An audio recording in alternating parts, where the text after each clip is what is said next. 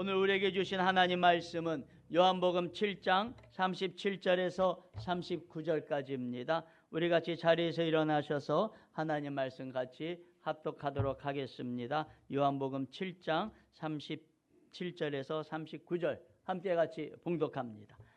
명절의 가장 중요한 날인 마지막 날에 예수께서 일어서서 큰 소리로 말씀하셨다. 목마른 사람은 다 나에게로 와서 마셔라. 나를 믿는 사람은 성경이 말한 바와 같이 그 배에서 생수가 강물처럼 흘러나올 것이다. 이것은 예수를 믿은 사람이 받게 될 성령을 가리켜 하신 말씀이다. 예수께서 아직 영광을 받지 않으셨으므로 성령이 아직 사람들에게 오시지 않았다. 아멘. 자리에 앉으면서 같이 인사합니다. 하늘 복 많이 받으세요. 하늘 복 많이 받으세요. 하늘 복 많이 받으세요.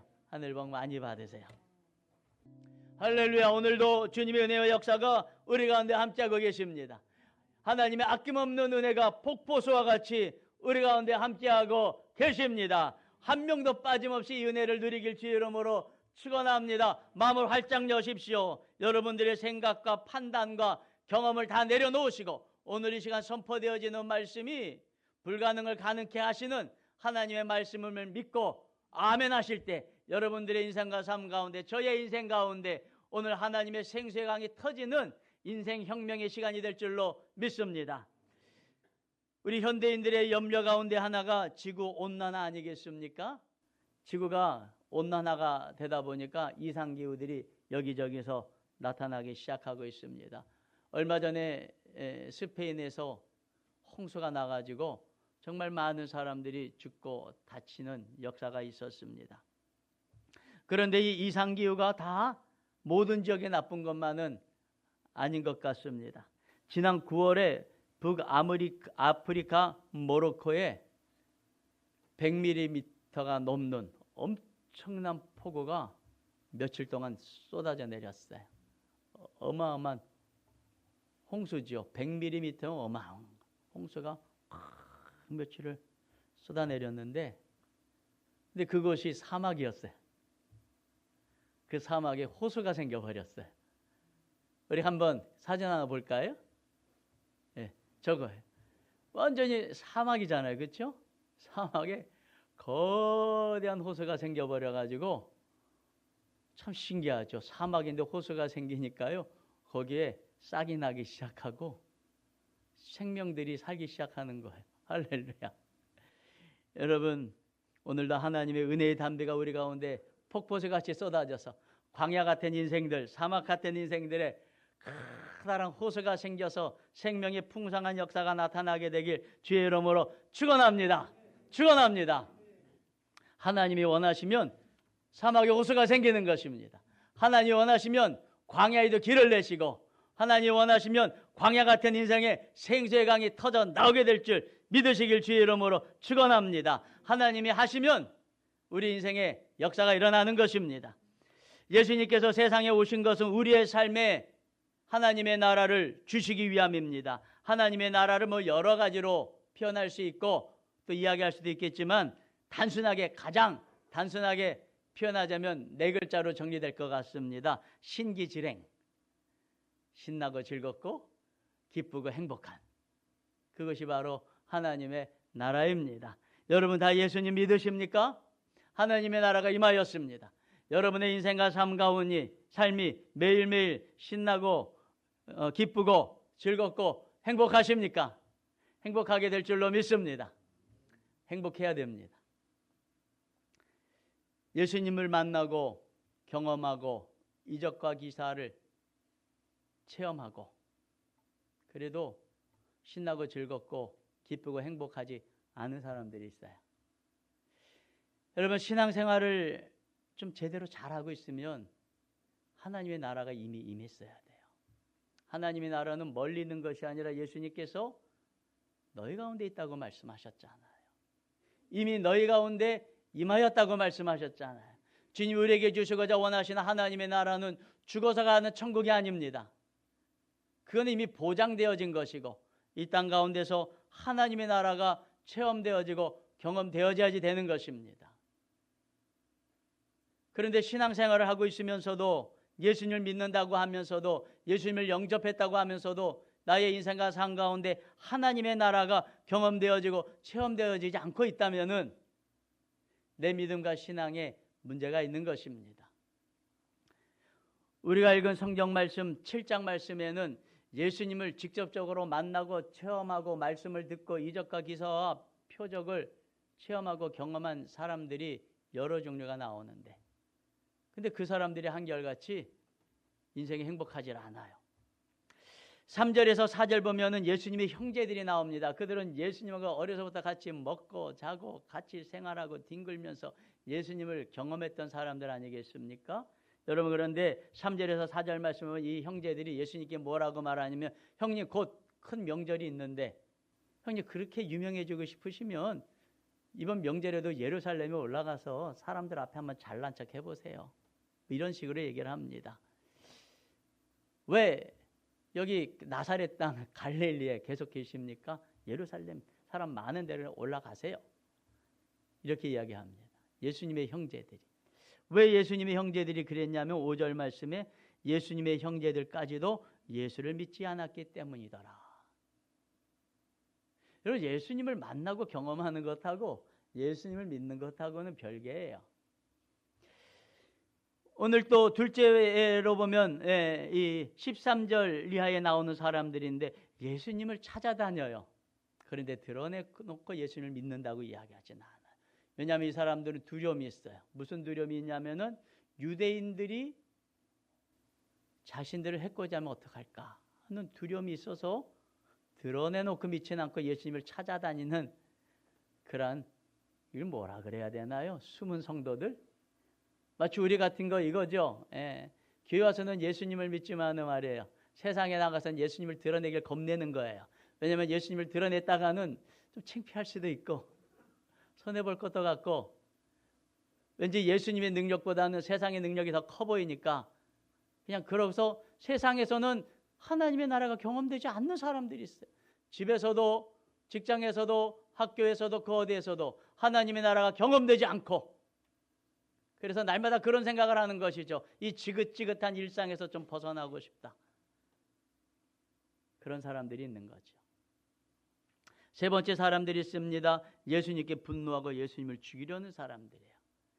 23절 이하에 나오는 사람들이에요. 바리새파 사람들, 대제사장들이요. 이들은요 끊임없이 예수님을 따라다니면서 예수님의 말씀도 듣고 예수님이 하시는 일도 관찰을 해요.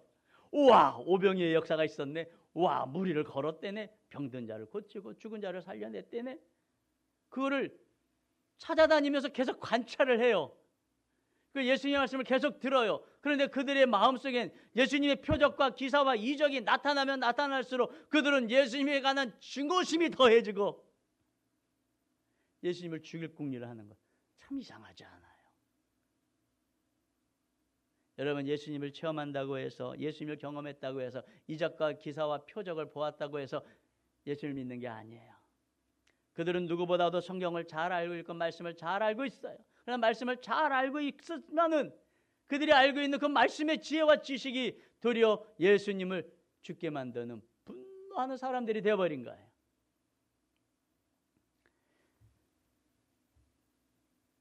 여러분, 우리는 어떤 믿음을 가지고 있습니까? 어떤 믿음이 있기에 예수님을 믿어도 하나님의 나라가 없습니다.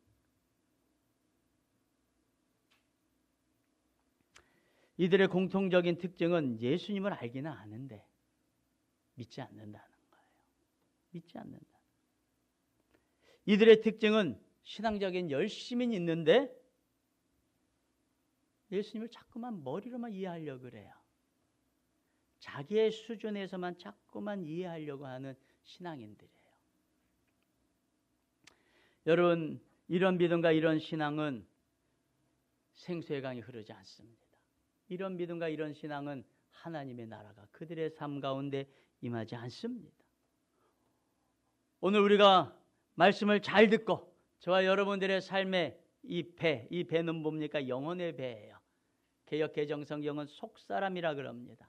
우리 영혼 깊숙한 곳에 있는 이 속사람에게서 생수가 강물처럼 흘러가는 역사, 터져서 나오는 역사가 있게 되길 주님의 이름으로 축원합니다. 이때를 신앙혁명, 인생혁명의 시간이라고 이렇게 이야기합니다. 여러분, 그러기 위해서는 우리가 오늘 주신 하나님의 말씀, 예수님의 말씀을 잘 들어야지 됩니다. 오늘 예수님께서는 우리 가운데 세 가지를 요구하고 계십니다. 첫째는 무엇이냐면은 목마른 사람이 오라 그래요. 목마른 사람. 여러분, 목마른 경험을 해봤습니까? 여기서 말하는 목마름은요, 그냥 목마른 정도가 아니라 목말라 죽겠는 상황이에요. 여러분, 물이 없어서 목말라서 죽을 것 같은 상황을 혹시 경험해 보신 적이 있으십니까? 요즘에 물이 너무나도 흔해요. 우리나라는 특별히 물이 너무나도 흔해가지고 목말라서 죽을 것 같은 상황을 아마 경험해 보신 분들은 많이 없을 거예요. 저는 딱 한 번 있습니다. 군대에 갔을 때. 남자는 군대를 빼면은 할 얘기가 없죠. 군대에 갔을 때 신병훈련소에서 아예 교관들이 작정을 하고 2시간 동안에 기합을 주고 굴리기로 결심을 했나 봐요. 그래서 우리 소대원들, 중대원들 다 모이라 그러더니 연병장에서 2시간 동안 굴리는 거예요. 앞으로 지침, 뒤로 지침, 좌로 굴러, 우로 굴러 하면서요. 그냥 막 계속 정신없이 막 그래요.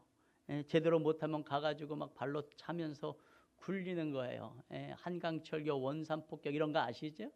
몰라요? 한강철교, 원산폭격. 한강철교는 뭐냐면요, 엎드려 뻗쳐하고서는요, 다리를 들어서 뒷사람 어깨에다 다리를 거는 거예요. 2팔로만 이렇게 견디는 건데 앞 사람의 체중까지 내가 견뎌가면서 일렬로요, 일개 소대가 쫙 그래요. 앞에서 한 사람 넘어지면 다 무너지는 거예요. 그러니까 넘어지면 또 좌로 굴러 우로 굴러 시킬 것 같으니까 그러고 부들부들 떨면서 벗기는. 원산폭격은 머리 박고 이제 땅에 머리를 박는 거죠. 그 원산폭격하고 하는데요, 얼마나 힘든지 몰라요. 막 처음에는 팔이 아프고 막 몸이 아프고 그런데 시간이 가면 갈수록 먼지가 막 뽀얗게 연병장에서 막 일어나면서요, 그 먼지가 코로 들어가고 입으로 들어가고 막 그러더니요, 그 다음부터는 목마름의 통증이 느껴져요. 이 목이 마르기, 목이 모래강에 목에 잔뜩 붙어가지고 목이 바짝 마르니까요, 그 다음부터는 팔 아픈 건 아픈 게 아니에요. 물 좀 먹고 싶어요. 목말라서 죽겠는 거예요. 저는 그때 한번 목말라 죽겠는 경험을 한번 해봤어요. 그때는 단 한 게 없어요. 빨리 이 기압이 맞춰지고 와서 물 좀 실컷 벌컥벌컥 먹었으면 좋겠다. 이거밖에 없는 거예요. 우리 사랑하는 성도님들, 주님은 인생의 목마른 사람을 초청하고 계십니다. 인생의 목마른 사람이 누구입니까? 광야 가운데 있는 사람들이에요. 우리가 읽은 성경 말씀의 배경은 이렇습니다. 예수님께서 명절 끝날 곧 큰 날에 큰 소리를 외치셨대요. 목마른 사람은 다 내게로 오라. 이 명절은 어느 명절이냐면은 유대인의 달력으로 7월 15일부터 21일까지 있는 장막절 또는 초막절이라고 하는 명절입니다. 이 명절은요, 이스라엘 사람들이 추수가 다 끝나고 가을거지 추수가 끝나고 보통 한 10월 중순이나 10월 말쯤에 자신의 조상들이 40년 동안 광야에서 초막을 짓고 산 것을 기억하면서 우리가 하나님의 은혜로 광야에서 이렇게 살았지 하는 걸 몸으로 체험하는 기간이에요. 일주일 동안 초막을 짓고 광야에 나가서 지내요. 근데 먼 광야까지 못 나가고 예루살렘 주변에 있는 광야애들 모여서 살면서 이제 낮으로는 와가지고 실로암 연못에서 물을 떠가지고 가서 하루를 지내고 또 그러고 왔다 갔다 합니다. 일주일 동안. 근데 문제는 이게 명절 마지막 날이에요. 명절 마지막 날은 하루 종일 물을 못 마셔요. 그러니까 광야에서 하루 종일 있으니까 목이 얼마나 마르겠어요. 그 사람들이 이제 마지막 시간에 이제 예루살렘 성으로 쫙 모입니다. 그럴 때 예수님께서 큰 소리를 외치신 거예요. 누구든지 목마른 자는 다 내게로 오라. 이렇게 초청을 하신 것입니다. 사랑하는 성도님들, 주님은 목마른 자에게 오라고 말씀하셨습니다. 목마르지 않은 자는 오늘 주님의 이 부르심이 들리지 않는 거예요. 하지만 목이 마른 사람은 주님의 부르심을 듣는 겁니다. 여러분, 광야는 고난의 장소입니다. 광야에 살아가고 있는 사람들은 다 목마를 수밖에 없는 것 아니겠습니까? 여러분, 광야에서 가장 진귀하고 값진 보물은 다이아몬드가 아니라 물이에요, 물. 여러분, 목마른 사람은 오라고 말씀하고 계십니다. 우리 사랑하는 성도님들, 인생의 광야에 있습니까? 오늘 주님께서 부르시고 계시는 거예요. 광야는 무엇입니까? 결핍의 장소예요. 없어요. 풀도 없고 나무도 없고 동물도 없고 사람도 없고 생명도 없고. 그래서 광야는 무엇입니까? 텅 빈 공간이에요. 공허한 공간입니다. 여러분, 우리 인생이 어떻습니까? 살아가면 살아갈수록 인생의 광야를 경험하는 사람들은 어떻습니까? 나를 진정으로 사랑하는 사람도 없고, 나를 인정해 주는 사람도 없고, 돈도 없고, 건강도 없고, 힘도 없고, 능력도 없고, 자식들 다 키워봐야 소용도 없고, 고생은 끝이 없고, 인생은 텅 빈 것 같은 공허한 인생들. 그래서 사람들은 인생을 광야라고 말을 하는 것입니다. 광야가 텅 비고 허무하고 아무것도 없는 것, 풀도 없고 음식도 없고 사람도 없고 동물도 없고 텅 빈 이유가 있습니다. 많은 것들이 없는 이유가 있습니다. 단 하나의 이유죠. 물이 없기 때문에 광야인 거예요. 우리 인생이 광야인 이유, 인생이 이렇게 공허하고 허무하고 인생이 우울하고 울적하고 인생에 의미가 없는 이유, 인생이 문제덩어리인 이유는 하나밖에 없는 거예요. 생수의 근원이 되시는 예수가 없기 때문에 그러는 거예요. 그렇기 때문에 예수님께서는 목마른 사람들을 주님 앞으로 초청하고 계시는 것 아니겠습니까? 여러분, 2000년 전에는 예수님이 실존에 계시니까 예수님이 부르시면 예수님께로 가면 돼요. 내게로 오라! 그러면 예수님께로 가면 돼요. 그러나 지금은 예수님이 하늘로 승천해 가셔서 안 계시잖아요. 그럼 어디로 가야 됩니까? 예수님은 어디에 계십니까? 성경에서 그 힌트를 찾아야 됩니다. 요한복음 1장 1절에 태초에 말씀이 계셨다. 그 말씀은 하나님과 함께 계셨다. 그 말씀은 하나님이셨다. 14절에 그 말씀은 육신이 되어 우리 가운데 사셨다. 우리는 그의 영광을 보았다. 그것은 아버지께서 주신 외아들의 영광이었다. 은혜와 진리가 충만하였다. 아, 예수님은 본래 말씀이셨구나. 육신으로 오시기 전에 예수님은 말씀으로 계셨구나. 그러면 이제 육신이 하늘로 가셨으니 예수님이 이 땅 가운데 무엇으로 계십니까? 말씀으로 계시는 거예요. 여러분, 그래서 우리는 말씀이 선포되어지는 현장에 예수님이 계신다는 사실을 믿고 깨달으시길 주의 이름으로 축원합니다. 이 예배 자리가 말씀이 선포되어지는 자리인 것입니다. 여러분, 말씀을 읽는 나의 삶 속에 예수님이 계신다는 사실을 믿고 깨달으시길 바랍니다. 그 말씀을 가슴에 품고 일상의 삶 속에 살아가고 있을 때 그의 삶의 현장에서 내 가슴 속에서 여러분 말씀이 생수가 돼서 터지는 역사가 있는 줄 믿으시길 바랍니다. 여러분, 그래서 예수님이 어디에 계시냐면 말씀을 사모하는 현장에 있는 거예요.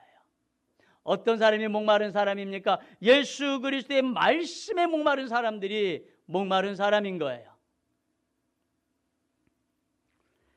우리 돌아가신 리어령 박사님, 한국 사회를 대표하는 지성인이자 대표적인 신이 없다고 이야기하는 무신론자였습니다. 그분이 2007년에 세례를 받고 70이 넘어서 교회를 다니기 시작을 하셨어요. 그러자 사람들은 만나면서 비아냥거립니다. 왜냐하면 그분의 무신론의 지식, 그것이 너무 좋아서 그분을 따르고 추종한 많은 무신론자들이 있습니다. 그 사람들이 배신감을 느끼는 거예요. 그래서 이정 박사님께 혹시 치매에 걸렸냐? 왜 교회 가냐? 어쩌다 예수님을 믿게 됐냐? 친한 친구들도 아유 그래 예수쟁이 되니까 좋아? 뭐 이러면서 비아냥거렸다고 합니다. 그런데도 박사님께서는 그들에게 조금도 주눅들지 아니하시고 오히려 그럴수록 웃으면서 그런 얘기를 했다고 합니다. 배가 고프면 어디 가? 식당에 가지. 뭔가 알고 싶을 때는 어디로 가? 도서관 가지. 심심하면 뭐해? 극장에 가서 영화나 뭐 그런 거 보면 되지. 몸이 아프면 어디로 가? 병원에 가면 되지. 친구들한테 물어보는 거예요. 친구들은 답을 잘합니다. 이어령 박사님이 이렇게 얘기합니다. 그러면 먹어도 배부르고 마셔도 갈증이 나고 놀아도 심심하고 배워도 답답하면 어디를 가야 되지? 친구들은 아무도 답을 못했다고 합니다. 내가 그래서 교회 가는 거야. 모든 교회가 다 영적으로 건강한 것은 아니지만 역시 영혼이 메마른 사람이 찾아갈 곳은 교회밖에 없지 않나? 부패한 교회가 있다고 해서 교회 가지 말라고 한 것은 병원의 의사가 수술하다가 죽었으니 앞으로는 병원에도 가지 말라는 이야기랑 같은 것 아닐까? 그런 이야기를 했다고 합니다. 사랑하는 성도님들, 인생의 광야는 예수님을 만나야 해결되어집니다. 인생의 문제는 예수님을 만나야 해결되어집니다. 여러분, 사막 같은 인생, 광야 같은 인생, 예수님 만나야 해결이 되어집니다. 왜냐하면 예수님만이 우리의 인생의 목마름을 채워줄 수 있는 유일한 생수가 되시기 때문에 그런 것입니다. 그래서 예수님께서는 두 번째로 이렇게 자신 있게 말씀하십니다. 나에게로 와라. 나에게로 와라. 물이 어디에 있으니까 어디로 찾아가라. 이렇게 얘기하시는 것이 아니라 나에게로 오라고 말씀을 하십니다. 생수를 마시기 위해선 예수님께로 가야 됩니다. 사막을 여행하는 사람들이 가장 경계해야 될 것이 신기루입니다. 근데 사람들은요, 처음에 신기루인 줄 모르고 신기루에 속는 것이 아니라 알고 속는데요. 신기루가 나타나면 이렇게 생각합니다. 저기 신기루가 나타났네. 이렇게 생각을 한대요. 그런데 시간이 지나가면 지나갈수록요, 야, 저게 오아시스였으면 참 좋겠다. 너무 목이 마르니까요. 목마름이 자꾸 더해지면 더해질수록 이런 생각이 든답니다. 어쩌면 저게 신기루가 아니고 진짜 오아시스일지도 몰라. 오아시스인데 내가 신기루라고 착각하고 있는 것일 수도 있어. 이런 생각을 한대요. 나중에 저게 오아시스가 맞아. 그러고 가서 신기루에 속아서 모래를 퍼먹는다는 것. 2차 대전 때 많은 독일군 연합군들이요, 사하라 사막에서 죽었대요. 그들이 입을 보니까 다 모래로 가득했대요. 신기루에 속아서 죽은 거예요. 포탄으로 죽은 사람보다 신기루에 속아서 죽은 병사들이 더 많다고 합니다. 여러분, 이것은 우리 인생에도 마찬가지입니다. 우리 인생의 우리의 삶 가운데도 신기루가 참 많습니다. 돈이 없어서 남들에게 몇이나 천대를 받고 있으며 이런 생각을 합니다. 돈이 조금만 있으면 금방 나도 몇이 받지 않고 잘 살 텐데 돈을 벌어야 되겠다. 어떤 어려움이 있어도 돈을 벌어야 되겠다고 하는 마음이 강하게 일어난다고 합니다. 그런데 돈을 벌기가 쉽지가 않잖아요. 돈 벌 길이 별다른 길이 없어요. 그러면은 이런 생각을 한다는 거예요. 남들 보니까 적당히 속이면서 사기치면서 잘 살던데 어찌됐든지 돈만 벌면 되는 거 아닐까? 그러면서 남들이 사기치고 뭐 이런 것들에 동경심을 갖기 시작. 적당히 속이고 잡히지만 않으면 되는 거 아닌가? 뭐 이런 생각을 갖는다는 거예요. 좀 더 심한 사람은 도둑질이나 강도짓을 해서라도 돈을 벌어야 되겠다는 생각으로 생각이 발전해 가고 시작한다고 합니다. 그게 신기루에 빠지는 거죠. 여러분, 우리는 돈이 신기루라는 걸 압니다. 모르는 사람이 있어요? 알잖아요. 돈이 우리의 인생의 목적이 되고 목표가 돼서는 안 된다는 거 모르는 사람이 있습니까? 돈이 우리에게 인생의 진정한 행복을 줄 수 없다는 거 모르는 사람이 있습니까? 근데 많은 사람들이 그 신기루를 따라가는 거예요. 어떤 사람은 인기를 따라가고, 어떤 사람은 명예를 따라가고, 어떤 사람은 권력을 따라가잖아요. 여러분, 그러한 인생의 신기루에 속아 넘어가서는 안 됩니다. 거기에는 인생의 진정한 행복이 없습니다. 거기에는 하나님의 나라가 없습니다. 오직 하나님의 나라는 예수 그리스도밖에 없습니다. 그분에게서만 생수가 있고 그분에게서만 하나님의 나라가 있습니다. 사도행전 4장 12절에 이 예수밖에는 다른 아무에게도 구원은 없습니다. 사람들에게 주신 이름 가운데서 우리가 의지하여 구원을 얻어야 할 이름은 하늘 아래에 이 이름밖에 다른 이름이 없습니다. 할렐루야. 여러분, 예수 그리스도밖에 없고 예수 그리스도의 말씀이 있는 교회가 주님의 생수가 흐르는 것인 줄 믿고 깨달으시길 바랍니다. 오늘도 우리 김강식 어르신 아주 일찍 나와서 예배를 기다리고 계셔요. 제가 너무 힘들지 않습니까? 그랬더니 교회 나면 너무 좋으시대요. 80이 넘으신 어르신이 교회만 오면 마음이 깨끗해지는 것 같아요. 마음이 평안해진다. 그 왜 그러냐면은요, 여기가 예수 그리스도가 계시고 그분의 말씀이 계시기 때문에, 그분이 우리의 심령을 적셔주고 계시고 우리의 목마름을 적셔주고 계시기 때문에 그런 체험을 하고 계시는 거예요. 그런 체험을 하고 계시는 거예요.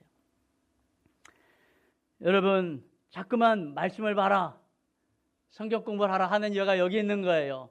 여러분, 우리 성도님들 삶 공부할 때 보면요, 다 이고동성으로 너무 좋대요. 마음이 평안하고 행복하대요. 근데 그거 끝나면 또 이상해진대요. 왜 그렇습니까? 말씀이 계속 들어오는 거는요, 말씀을 계속 듣는 것, 예수 그리스도를 만나는 거예요. 생수가 되시는 예수 그리스도가 나의 영혼을 채우고 있기 때문에 그런 것입니다.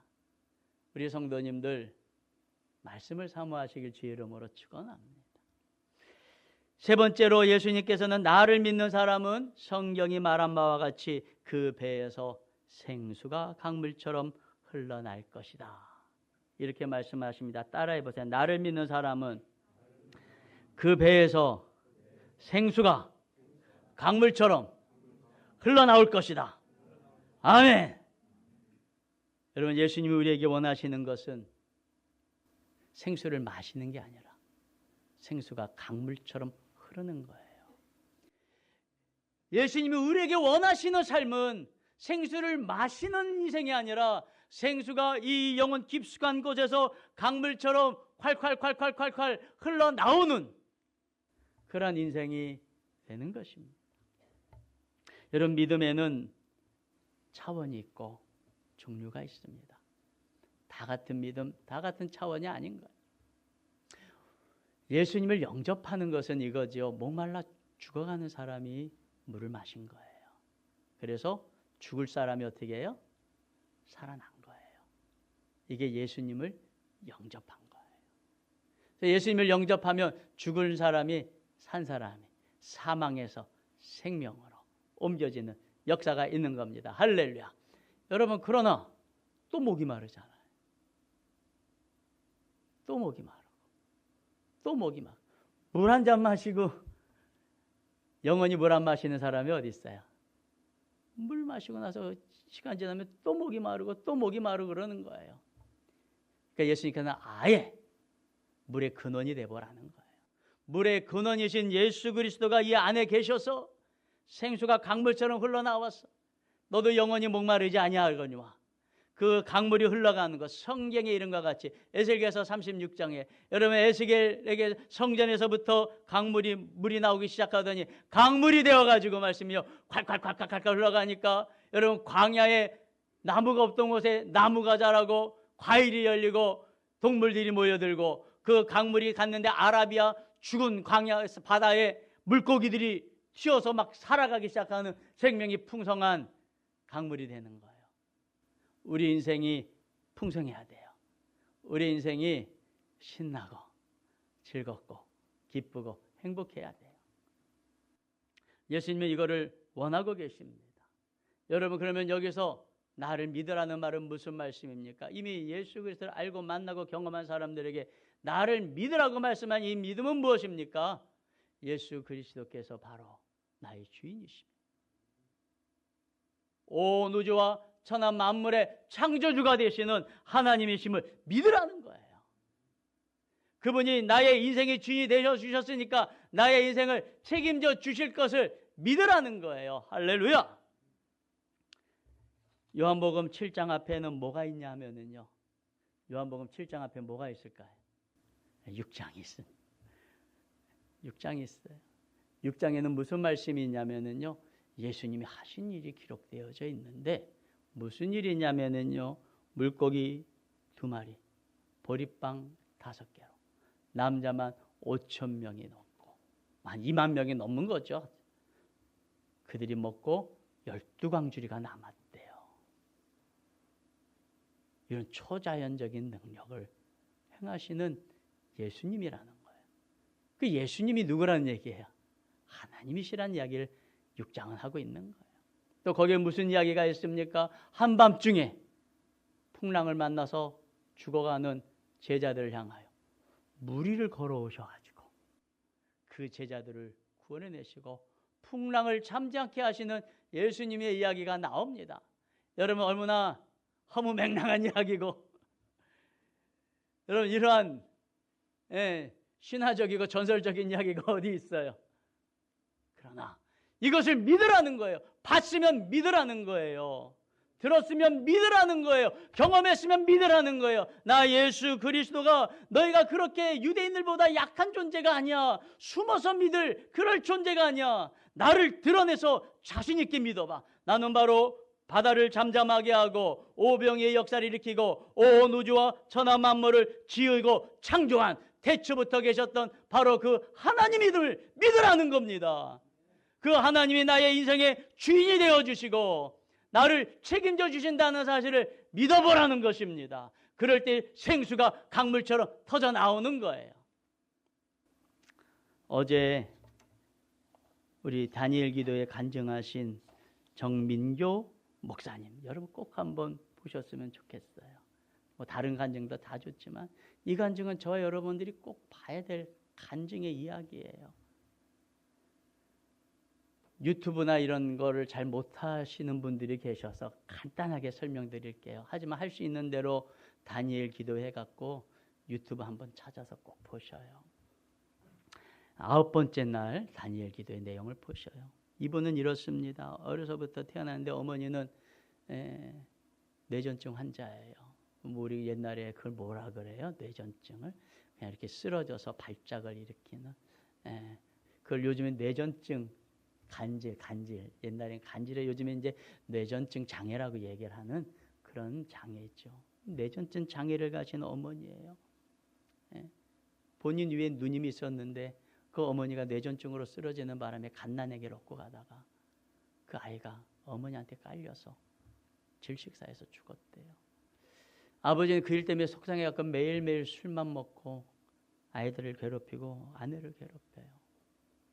그런 인생을 살다가 14살에 어머니는 아버지와 싸우다가 그 제초제를 먹고서는 그냥 돌아가셨대요. 16살에는 아버지가 술 먹고 쓰러지셔서 돌아가셔요. 고아가 됩니다. 이분은 어려서부터 교회를 다녔어요. 아무리 기도를 해도 응답되지 하나님 때문에 실망을 했어요. 그래서 나 인생 가운데 하나님이 안 계신다고 믿고 자살을 3번이나 시도를 했대요. 동생을 데리고 바다에 빠져 죽으려고 깊은 곳에 들어가다가 두려움이 밀고 하나님의 음성이 있어서 살아나긴 했는데 그래도 하나님을 믿질 않았대요. 예수님을 믿지 않았대요. 어쩌다가 다시 예수님을 믿게 돼갖고 이제 신학교까지 가게 됐는데 신학교에 다니면서도 인생이 너무 힘들고 고달프니까 그냥 죽어버리자 하고선 3번째 자살 시도를 했다고 합니다. 3번째 자살 시도를 하던 그때에 이분에게서 배에서 생수가 터지는 역사를 경험한 거예요. 3번째 자살 시도를 하는데 갑자기 누군가 뒤에서 자기를 확 당겨서 살았대요. 그런데 그의 마음속에 이런 생각이 들더래요. 나를 살리신 예수님이 내 인생의 주인이셨구나. 그분이 바로 하나님이셨구나. 그분이 나를 세상에 보내셨으면 나를 향한 뜻이 계시지 않겠느냐. 내 인생을 책임져 주시지 않겠느냐 하는 믿음이 그때 생기더래요. 그때 어려서부터 교회를 다녔지만 이 믿음이 그때 생기더래요. 나의 인생을 이 예수님이 책임져 주시지 않겠느냐. 그런데 놀랍게 자기 안에 변화가 일어나더래요. 환경과 상황은 달라지지 않았지만 희망이 생기고 소망이 생기고 낙심과 절망이 사라지기 시작을 하더래요. 여러분 지금 목사님이 되셔서 이 시각장애인들을 돕고 계시는 아주 많은 일들을 하고 계시더라고요. 사랑하는 성도님들, 우리는 예수님을 믿어야 되는데 그냥 나를 구원해 주신 구원자 예수님으로 믿으면 안 돼요.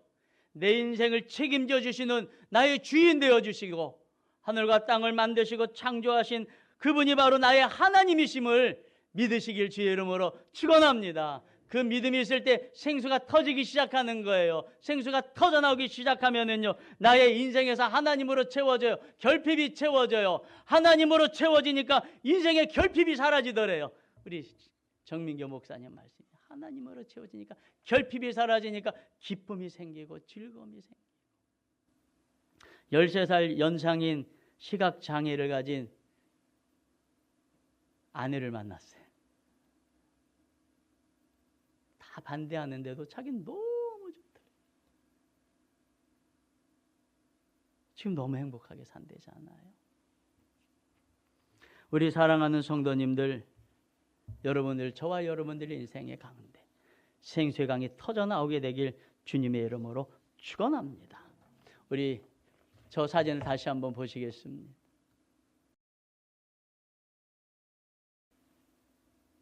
수천 년 동안 사막이었던 곳에 강이 흐를 수 있을까요? 수천 년 동안 생명이 없던 광야에 강이 흐를 수 있을까요? 수십 년 동안 나는 인생에 희망이 없어, 소망이 없어, 내 인생은 절망이야, 공허해, 그냥 이렇게 허무한 인생 살다가 죽을 거야. 그런 인생 가운데 생수가 강물처럼 흐를 수 있을까요? 그도 기쁘고 신나고 즐겁고 기쁘고 행복한 삶을 살 수 있을까요? 저걸 보고 믿으십시오. 저걸 보고 믿으십시오. 며칠만 비가 내려도 사막에 거대한 호수를 만들어내시는 하나님의 능력을 믿으시길 바랍니다. 여러분, 나의 인생이 수십 년 된 거는요, 아무 문제 아니에요. 하나님은 내 인생에 생수의 강을 터뜨려 버리시면 내 인생에 생수가 강물처럼 콸콸콸콸 흘러서 나만 잘 되는 게 아니에요. 나의 가족이 잘 되고 내 공동체가 잘 되는 역사가 나타나게 되는 것입니다. 저 강물 한번 보세요. 저 호수를 한번 더 보세요. 그런데 문제는 이겁니다. 저 호수에 물이 얼마나 있을 수 있을까요? 사람들이 그럽니다. 길어야 1년? 비가 계속 내리지 않으면 고갈이 된대요. 전에는 성령 충만했던 사람들, 주님을 만나지 않으면 다시 가뭄되는 거예요. 생수의 근원은 내가 아니라 예수 그리스도예요. 주님을 떠나면 안 돼요. 예배의 자리, 말씀의 자리, 기도의 자리는 생수의 근원이 되시는 예수님과 함께하는 자리잖아요. 여러분들의 인생의 중심이 신기루가 아니라 생수의 근원이 되시는 예수님이 되시길 주의 이름으로 축원합니다. 그래서 날마다 저와 여러분의 삶 가운데 생수가 강물처럼 흘러가는 하나님의 나라의 삶이 임하는 인생과 삶들이 다 되시길 주의 이름으로 축원합니다. 축원합니다. 축원합니다.